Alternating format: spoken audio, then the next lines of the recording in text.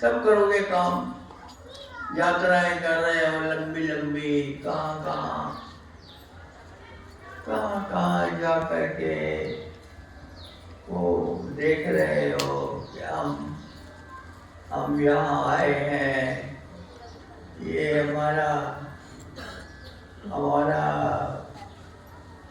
मौज मेले का काम है। करो, मौज मेला भी करो, मना कुछ भी नहीं है। लोग कई समझते थे शुरू में मुझे कि मैं गृहस्थ आश्रम के बरखिलाफ हूँ। मैं गृहस्थ आश्रम के बिल्कुल बरखिलाफ नहीं। गृहस्थ आश्रम एक जीवन का अटूट अंग है, वो रहता है और रहेगा, सदा तक रहेगा। आपको वो भी मुबारक है, गृहस्थ आश्रम। लेकिन मैंने कहा कि देखो, गृहस्थ में रहते हुए, संसार भोगते हुए, संसार के काम धंधे करते हुए, दुनिया में हर प्रकार की खुराफातों में अपना टाइम देते हुए, फिर भी एक रास्ता बचता है आपके लिए, जो आपको खुशियों के द्वार पर ले जाएगा, जो आपको आनंद दिलाता है, जो आपकी रक्षा करता है, जो आपको रोगों से बचाता है, जो आपके शोक और रोग सब हर लेता है। एक ऐसा भी रास्ता है, एक ऐसा भी तो जीवन है जो सदा स्वस्थ है, जो सदा कामयाब है, जो सदा उन्नत है, जो सदा खुशहाल है। ऐसा भी तो जीवन हो सकता है। मैंने कुछ नहीं कहा, बड़ा नहीं कुछ भी कहा। मैंने कहा कि रो रो के जीवन मत बिताओ, खप खप के मत बिताओ। जीवन तो बिताना ही है, मौज मेले करके बिताओ, खुशी खुशी से बिताओ। जीवन को सुखी रह करके, खुश रह करके, मजे से बिताओ। रोना तो क्यों लगाया? मेरे पास कोई हंसा हुआ नहीं आता, मैं ढूंढता हूँ उसको। कल से परसों से लोग मिल रहे हैं, अपनी अपनी बातें रख रहे हैं, लेकिन कोई हंसता हुआ नहीं आता सिवाय छोटे बच्चों के। छोटे छोटे बच्चे हैं, उनको बेचारों को कुछ पता नहीं है जीवन का। वो हंसते हैं, वो मुस्कुराते हैं, वो खेलते हुए आते हैं। मुझे बहुत अच्छा लगता है। मैं चाहता हूँ ये खेल, ये खुशी, ये सुख, ये आनंद आप सबके भीतर जीवन का एक अटूट अंग बन जाना चाहिए। इसको साथ लेके चलो। स्कूल जा रहे हो, कॉलेज जा रहे हो, दफ्तर जा रहे हो, अपनी दुकान पे बैठ रहे हो, बाहर खेत में काम कर रहे हो या शहर में काम कर रहे हो, करो। सब करते हुए भी मुस्कुरा के कर सकते। एक यहाँ है बैठे हुए, वो कल परसों भी मिले मुझसे, कल भी मिले। क्या कहते हैं कि मैं दुकान पे बैठता हूँ तो ग्राहक चला जाता।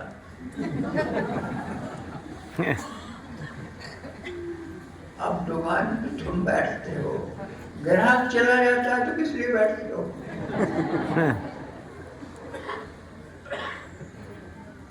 कई लोगों की शक्लें ऐसी हैं।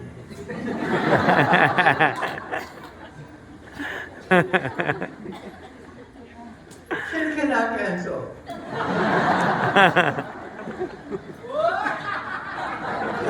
लोगों का कैंप लगाया था, ये कोई गंभीर लोगों के लिए नहीं है, जो मूर्धनी छाई हुई और लटकाया हुआ। मैंने कहा क्या करने आए हो? महाराज जी योग करने आए।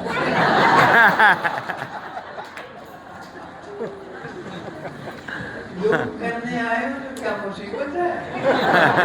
तो मत करो। किसी भी काम में अगर तुम्हें मुसीबत लगती है, अगर मुश्किल पड़ती है, अगर खुशी खुशी तो वो नहीं कर सकते तो छोड़ दो उसको। किसने तुम्हें मजबूर किया है?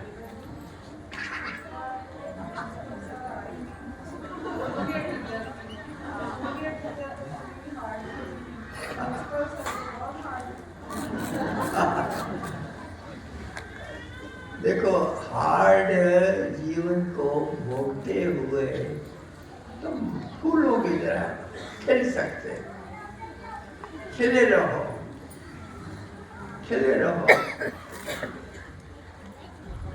देखो, ऐसे भी सतगुरु हुए जो 8 अंगों से टेढ़े थे, ऐसे भी सतगुरु हुए जो सदा बीमार रहते थे। बीमारी, लाचारी, ये जो भी दिक्कतें हैं जीवन की, ये उस परमात्मा का आशीर्वाद है। क्यों भागते हो? क्यों भागते हो इससे?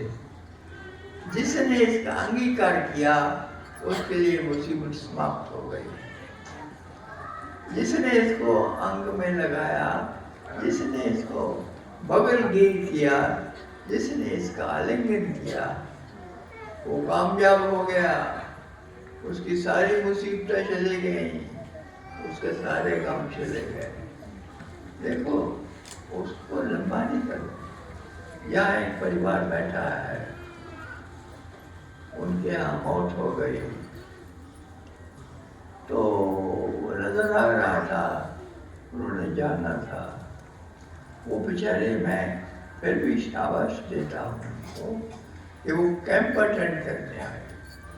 अभी 4 दिन पहले की बात है।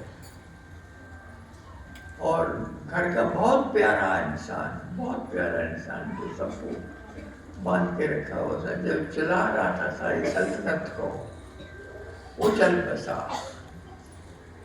तो वो सारे परिवार वाले आए हुए हैं यहाँ योग करने के लिए, इस क्लास में, ये सत्संग अटेंड करने के लिए। तो जीवन को समझो, कुछ भी नकारना नहीं चाहिए, क्योंकि किसको नकार रहे हो? खुशी और गम दोनों बराबर है, दोनों मिलते हैं। कांटा और फूल इकट्ठा होता है। इस संसार में जहाँ भी तुम हो, जैसे भी तुम हो, अच्छे दिन भी आएंगे, बुरे दिन भी आएंगे। और मैंने तुम्हें एक नुक्ता बता दिया कि बुरे दिनों में भी खुश रहने की कोशिश करो तो बुरे दिन गायब हो जाते हैं।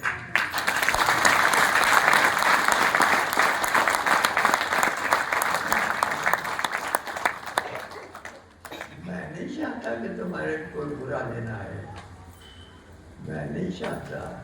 मैं तो खपा जा रहा हूँ। मैं कहता रहता हूँ आप लोगों से, जो मुझे जानते हैं उनको पता है कि मैंने जीवन में कुछ नहीं किया। मैंने जीवन में भारत सरकार की नौकरी की और उसके बाद रिटायर होकर के आपकी नौकरी कर रहा हूँ।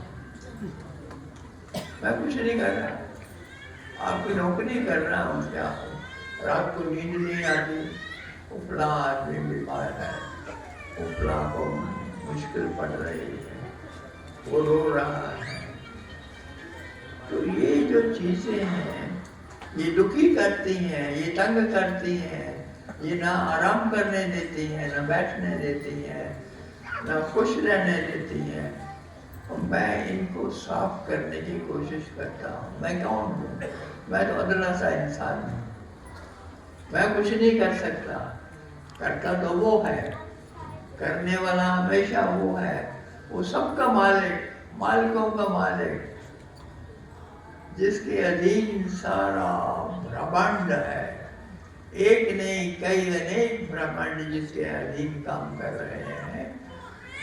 जिसने आपको अपने एक इशारे से यहाँ बुला लिया इस धरती पर, और जो अभी भी आपकी पालना पोषण कर रहा है, आपको चला रहा है, वो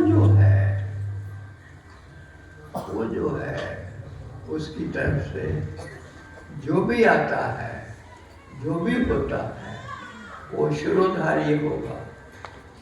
उसको माथे पे लगाओ, उसका चंदन लगाओ, उसको गले लगाओ, तो बुरा जो उसमें आया है वो निकल जाएगा और चला जाएगा, वो रहेगा नहीं, बच नहीं सकता। तुम्हारे स्वीकार भाव में ही सब नेगेटिविटी प्रभावित हो जाती है। तुम्हारे स्वीकार भाव में मैंने जो आते रहते हैं मेरे पास, मैंने उनको कहा सर्व स्वीकारिता, एक फार्मूला दे दिया कि जीवन को सर्व स्वीकारिता भाव से जियो। ये नहीं कि इसको जो है कांटे छोड़ दिए और फूल झेल दिए, तो कांटे कौन लेगा? जिसके लिए तुमने कांटे छोड़ दिए वो तुम्हारा पीछा करेंगे, और दूर तक पीछा करेंगे और कांटे कभी तब समाप्त ना होंगे। जिस दिन तुमने कांटों को भी